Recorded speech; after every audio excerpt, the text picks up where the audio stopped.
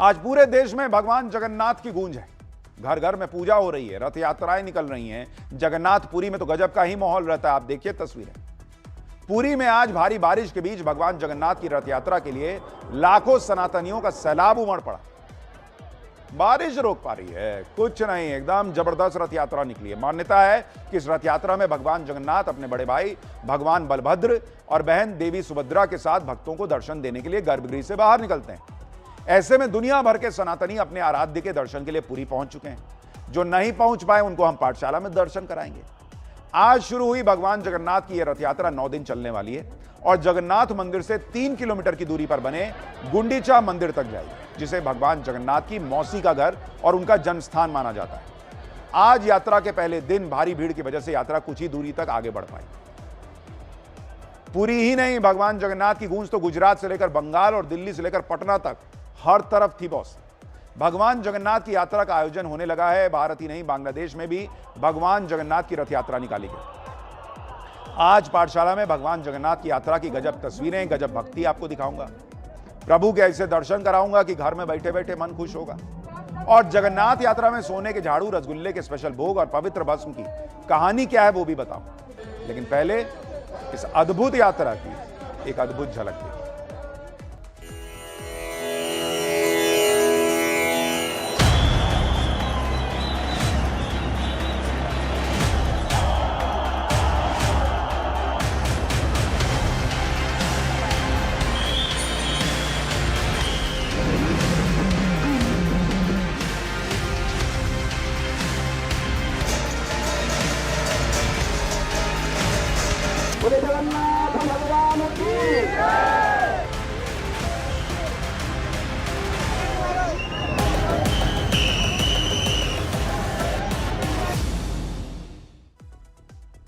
भगवान जगन्नाथ की रथ यात्रा का इंतजार हर साल बेसब्री से होता है। पुरी की तस्वीरें आप देखिए, जहां रथ यात्रा शुरू होते वक्त तेज बारिश होने लगी, लेकिन भारी बारिश बीच भगवान जगन्नाथ के दर्शन को पहुंचे भक्तों का हौसला नहीं डिगा पाया। लोग छाता लेकर रथ यात्रा के लिए तैयार थे और पवित्र रथों की रस्सी को पकड़ने के लिए वहीं डटे रहे। पुरी ने भगवान जगन्नाथ की रथ यात्रा शुरू होने से पहले ही वहीं 10 लाख से ज्यादा श्रद्धालुओं की भीड़ पहुंच गई। भगवान जगन्नाथ के मंदिर के बाहर जिसको जहां जगह मिली वहीं दर्शन के इंतजार में खड़ा हो गया। देख रहे हैं आप, खचाखच मामला भरा हुआ है। मंदिर के सामने और आसपास की सारी गलियां लोगों से भरी हुई, खचाखच।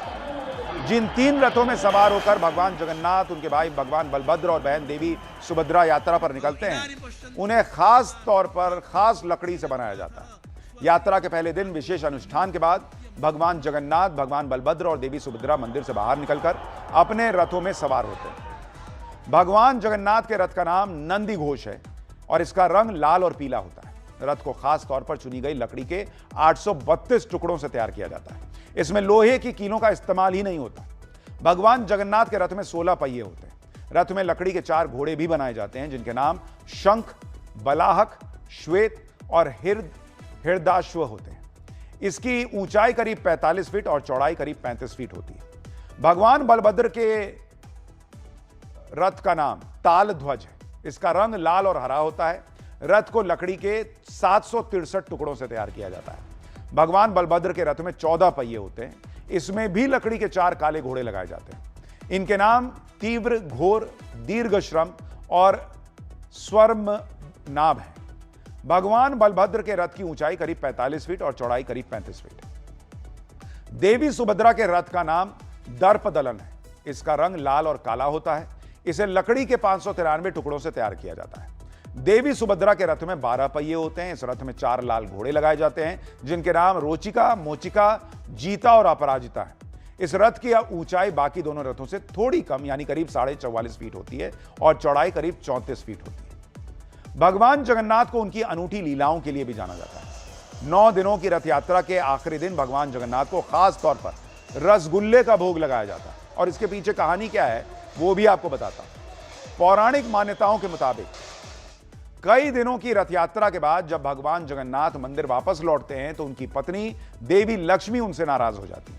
मान्यता है कि भगवान जगन्नाथ उन्हें साथ लिए बिना कई दिनों की रथ यात्रा पर निकल गए थे, जिससे नाराज होकर माता लक्ष्मी ने उनके लौटने पर मंदिर का द्वार ही बंद कर दिया। इस पर भगवान जगन्नाथ ने उन्हें मनाने के लिए रसगुल्ले का भोग अर्पित किया, जिसके बाद माता लक्ष्मी ने प्रसन्न होकर मंदिर का द्वार खोल दिया और भगवान जगन्नाथ का स्वागत किया। इस परंपरा को नीलाद्रि बीजे कहा जाता है और हर साल 9 दिन की रथ यात्रा खत्म होने के बाद भगवान जगन्नाथ को रसगुल्ले का भोग लगाया जाता है।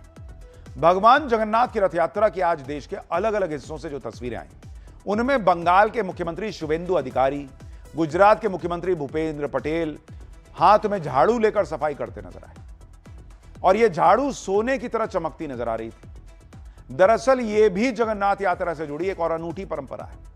पुरी में भी भगवान जगन्नाथ की रथ यात्रा शुरू होने से पहले वहां के राजा गजपति महाराज दिव्य सिंह देव ने सोने के झाड़ू से रथ यात्रा के मार्ग की सफाई की रस्म पूरी की। इस परंपरा को छेरा पहरा कहा जाता है, जो केवल एक औपचारिक रस्म नहीं है बल्कि गहरी आध्यात्मिक भावना का संदेश माना जाता है। सनातन परंपरा में सोने को शुद्धता, पवित्रता और दिव्यता का प्रतीक माना गया है।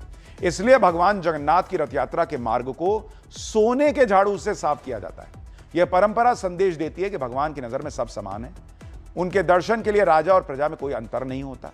इसलिए दूर दूर से श्रद्धालु भगवान जगन्नाथ की रथ यात्रा को देखने के लिए पुरी पहुंचते हैं।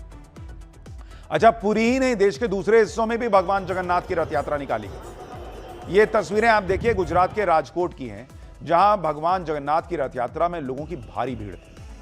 राजकोट में भगवान जगन्नाथ की रथ यात्रा के साथ ही कई झांकियां भी निकाली गई, जिसमें भगवान शिव को समर्पित झांकी ने माहौल ही बना दिया। इस झांकी में शामिल कलाकार अपने शरीर में भस्म लगाकर अघोरी साधुओं की तरह कठिन साधना करते दिखाई दिए। एक बार इसको देखिए, फिर इसके पीछे की कहानी बताता हूं।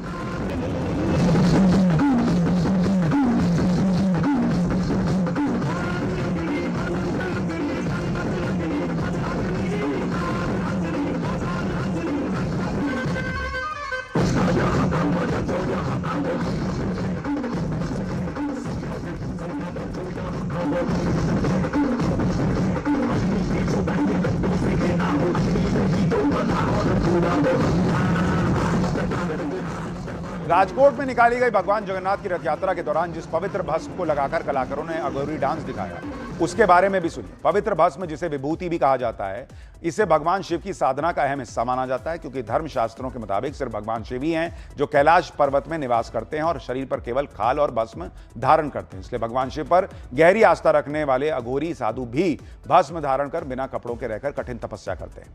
भस्म लगाने का धार्मिक और दार्शनिक महत्व यह है कि किसी को शरीर पर गर्व नहीं करना चाहिए, शरीर एक दिन राख बन जाएगा। हिंदू मान्यता के मुताबिक भस्म शब्द में भ का अर्थ भस्त्र नम है, यानी नाश होने से है, और स्म का अर्थ भगवान के स्मरण से है। इसका मतलब है भस्म से पापों का नाश होता है और भगवान का स्मरण होता है। वहीं अगर भस्म के साइंटिफिक महत्व की बात की जाए तो भस्म शरीर पर लगाने से स्किन के छोटे छोटे छेद बंद हो जाते हैं, जिसमें सर्दियों के मौसम में ठंड नहीं लगती, ऐसी मान्यता है।